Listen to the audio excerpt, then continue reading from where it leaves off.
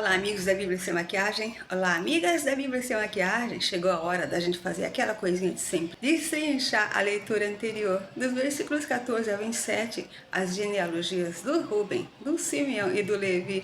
E você se preparou? Se prepara, porque aqui vem coisa, viu? Hoje é dia de queimar o fusível. Lembra no capítulo 11 do Gênesis? A confusão das línguas. Hoje é a confusão dos nomes. Porque os nomes se repetem de família em família. Às vezes a gente não sabe de quem a gente está falando, não sabe quem é quem no Domingão do Faustão. E isso vai continuar pela Bíblia toda.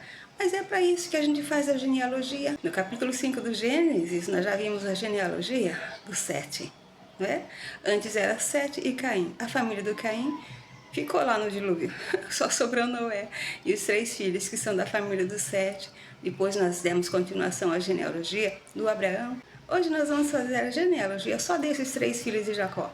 E você vai ver quanto pano para manga, só esses 3 vão dar. Mais uma vez, vamos começar o vocabulário com uma palavrinha tirada do título, a genealogia, porque não está no corpo da história, assim como todas as letras. Vai ter famílias, gerações, que são sinônimos, mas cada palavra conta, cada uma tem sua importância. No capítulo 5 do Gênesis, a genealogia já estava lá, com a família de Sete. Agora, ele está aqui esses livros aí, que vão falar nela mais tarde.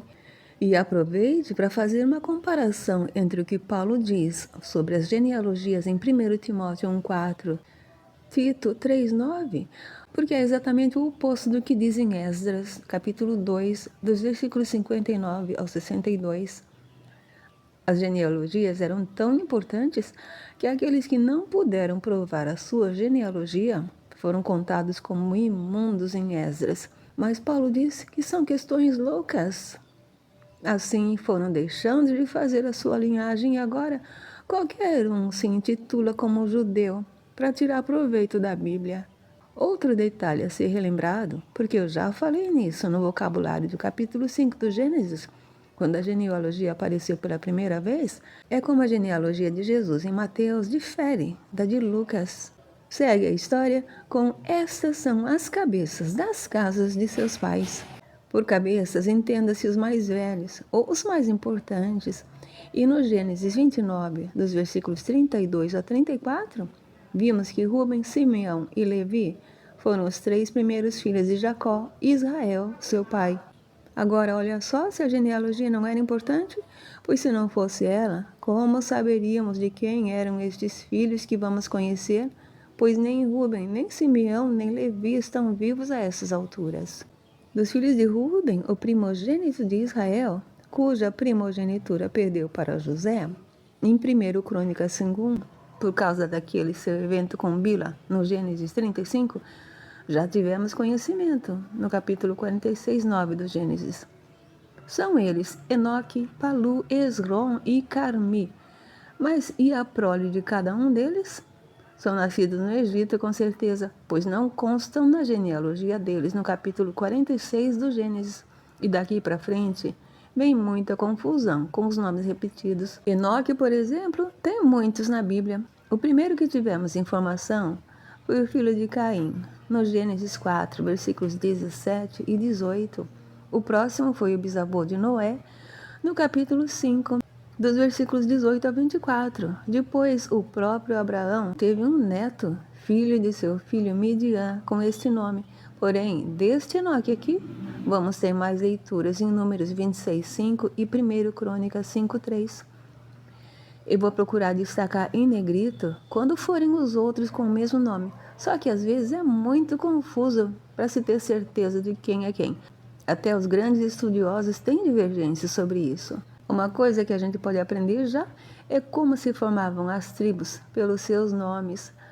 Até agora vimos apenas os ismaelitas, filhos de Ismael, e os israelitas, filhos de Israel. Porém, em Números 26, vamos ver que de Rúben provém os rubenitas, de Enoque provém os enoquitas, e assim sucessivamente. Dos paluitas não temos muito o que falar. Já de Esrom, os esronitas, em 1 Crônicas 2:5, por exemplo, o Esrom é filho de Pérez, aquele filho de Judá, com sua nora Tamar. Ali mesmo, no capítulo 2, 18, Hezron aparece como pai de Caleb, que vai estar em Números 13, 6, como filho de Jefoné, da tribo de Judá. E isso é só um princípio da confusão. E de Carmi, os carmitas, o que temos para hoje? Parece que Judá gostou muito de Rúben e quis homenageá-lo repetindo os nomes de alguns de seus filhos. Acabamos de falar de Esrom, porém de Carmi surge já a princípio uma dúvida, pois em 1 Crônicas 2,7, do nada aparecem os filhos de Carmi, que pode muito bem ser o Calcol, do versículo 6, como filho de Zerá. Pois em Josué 7, versículos 1 e 18, está Carmi, da família de Zerá, da tribo de Judá. Zerá é o ex-primeiro filho de Judá com Tamar, no Gênesis 38, dos versículos 28 ao 30, lembra? Agora, vamos falar dos filhos de Simeão, que por si só já arranja muita confusão, pois em 1 Crônicas 4, junto com os descendentes de Judá, tem os filhos de dois. No versículo 20, aparece um Simeão que ninguém falou antes, com seus filhos desconhecidos. Depois, dos versículos 24 ao fim, vem os filhos desse Simeão aqui, alguns com os nomes trocados. Lá, Gemuel vira Nemuel. Jamim permanece Jamim. Oabe não está lá, nem com esse nome, nem com outro. Jaquim virou Jaribe. O Zoar virou Zerá. Mas Saul também permanece igual e formou as famílias dos Saulitas. Esse Saul é filho de uma cananeia, que Simeão levou como cativa.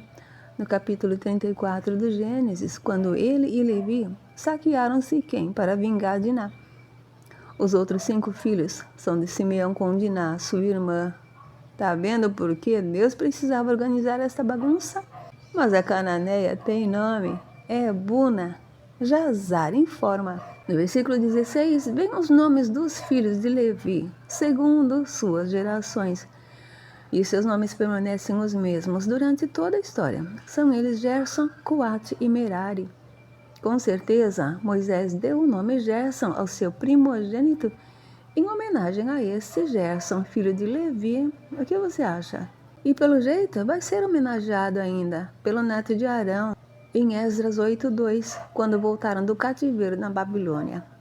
Os levitas, os filhos de Levi, foram separados por Deus para o sacerdócio. Cada um deles tem uma participação importante nesses livros que eu selecionei. Inclusive, em 1 Crônicas 6, tem a continuidade das famílias deles, com muitos mais personagens e a função dada a cada um.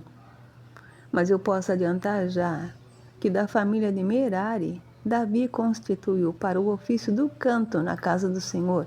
Por isso que os cantores dentro das igrejas são denominados levitas até o dia de hoje. Essa informação está em 1 Crônicas 6, versículos 31 e 32. Mas o mais apropriado não seria meraritas? Os deveres ou ministérios dos demais levitas foi Deus quem determinou no capítulo 4 de Números, e lá tem mais serviço para os filhos de Merari ou os meraritas. O versículo 16 encerra com os anos da vida de Levi, que foram 137 anos, a mesma idade de Arão, no versículo 20. Levi foi o último dos 12 irmãos que morreu, e morreu antes de Faraó Melol cismar com os israelitas por terem crescido abundantemente. Jazar informa que os levitas viram logo que a proposta de trabalho que Faraó ofereceu ao povo não era nada boa. Por isso não foram escravizados. Em João 8,33, numa daquelas pequenas desavenças entre Jesus e os fariseus, eles dizem: somos descendência de Abraão e nunca servimos a ninguém. Só tendo lido Jazar é que a gente entende por que foi que eles disseram isso, pois na Bíblia não há esse detalhe. Então fica parecendo que as 12 tribos foram escravizadas. Sendo assim, não se explicaria a justificativa de nunca terem servido a ninguém, como dizem. Aproveitando também para esclarecer que todas essas desavenças com Jesus vêm dos levitas, os sacerdotes. Vamos a Gerson e seus filhos, Libni e Simei, só 2, nascidos no Egito. sendo que em 1 Crônicas 6:29 descobrimos que Merari virá a ter um neto de nome Libni, que vai dar o nome Simei ao seu filho. Em Esther 2:5 tem um Simei da família de Benjamim. Vá aprendendo.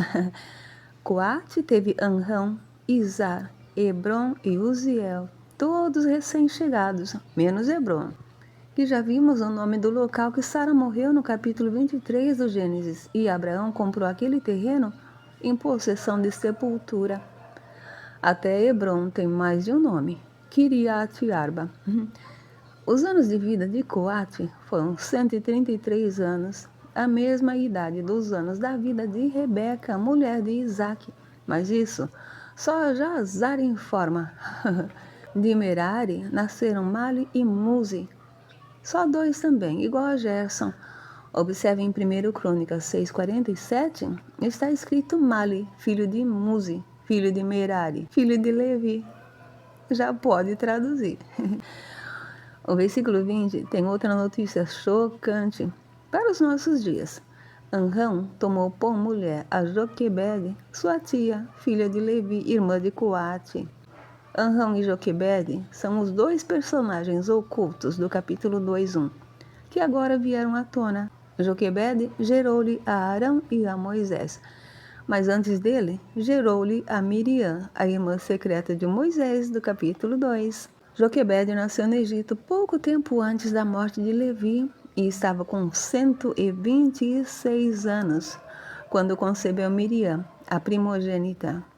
Depois você pensa que Sara estava velha quando teve Isaac. Joquebede teve ainda mais 2 filhos. Tudo bem que Moisés nasceu de 7 meses, mas até aí... Jazar é quem me conta tudo isso. Outro nome que virou gente é o verbo gerar, pois no capítulo 20 e 26 do Gênesis, Abraão e Isaac peregrinaram em Gerar. E agora vamos aos filhos de Izar, os netinhos de Coate, bisnetinhos de Levi. Eles são Corá, Nefeg e Zicri. Já vimos personagens de nome Corá antes, e também já vimos como os coraitas vão dar muito trabalho a Moisés e Arão, no capítulo 16 de Números. Mas aqui temos Nefeg e Zicri, que aparecem pela primeira vez. Davi vai pôr o nome Nefeg em um de seus filhos. Quanto a Zicri, eu não consegui ligar o nome à pessoa em nenhum desses livros que encontrei esse nome. Veja se você identifica. No versículo 22 estão os filhos de Uziel, o último filho de Coate, seus netinhos. Uziel foi pai de Misael, Eusafã e Citri. E desses 3 filhos não se encontra mais informações, a não ser em Levítico 10:4, onde Moisés chamou Misael e Eusafã para retirarem os corpos de Nadab e Abiú para fora do arraial, depois de o Senhor tê-los incendiado.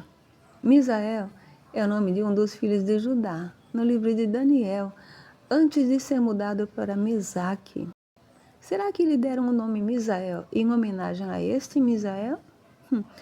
Mas cadê os filhos de Hebron, hein? Arão tomou por mulher a Eliseba, outra ilustre desconhecida, de quem não teremos mais informações. Mas por agora, sabemos que era filha de Aminadab e irmã de Naasson, cujos quais não nos foram apresentados antes, porém provém da família de Judá, descendentes de Pérez, como vamos ver em Ruth 4, versículos 19 e 20.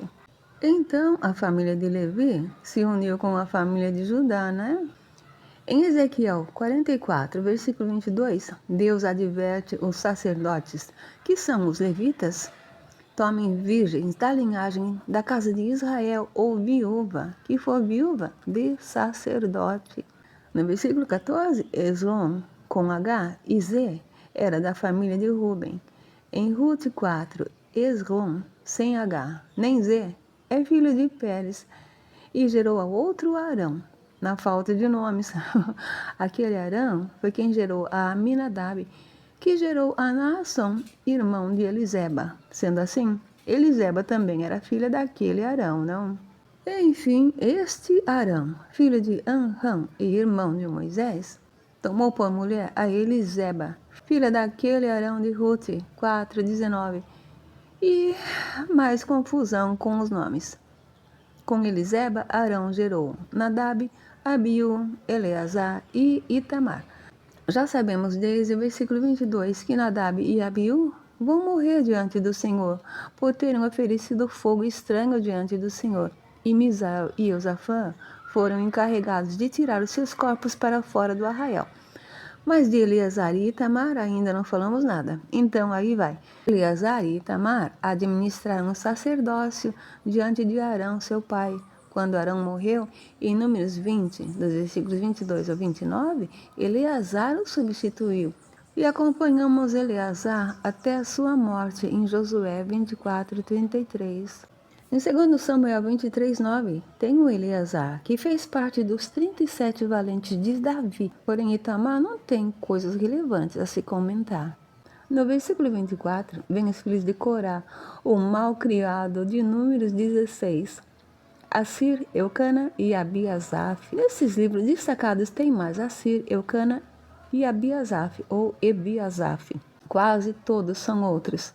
Inclusive, o Eucana, do livro de Samuel, é pai de Samuel.